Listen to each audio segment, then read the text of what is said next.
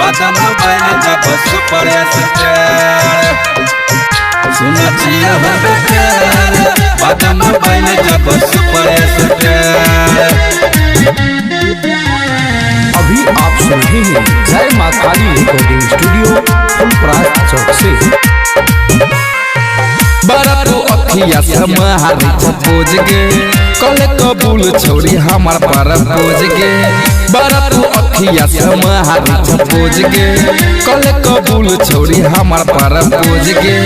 अब ने हो जो हमारा सही इंतजार, अब ने हो जो हमारा सही इंतजार। सुन छिए हम बेकार बाद में बन जब सुपर स्टार। सुन छिए हम बेकार बाद में बन जब सुपर स्टार। अभी आप सुन रहे हैं जय मां काली रिकॉर्डिंग स्टूडियो फुलपरास चौक से। सुन छिए हम बेकार बाद में बन जब सुपर स्टार, बाद में बन जब सुपर स्टार। अपन माई बाबू के छियै हम एकलौता, तोरा के हम मानने छिया दिल से अपन देवता।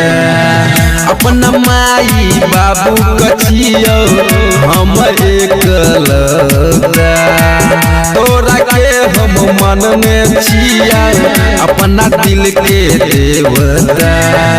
हिला देबो अब यूपी बिहार, हिला देबो अब यूपी बिहार। छियो देसी कलाकार बाद में बन जब सुपर स्टार। छियो देसी कलाकार बाद में बन जब सुपर स्टार। अभी आप सुन रहे हैं जय मां काली रिकॉर्डिंग स्टूडियो फुलपरास चौक से।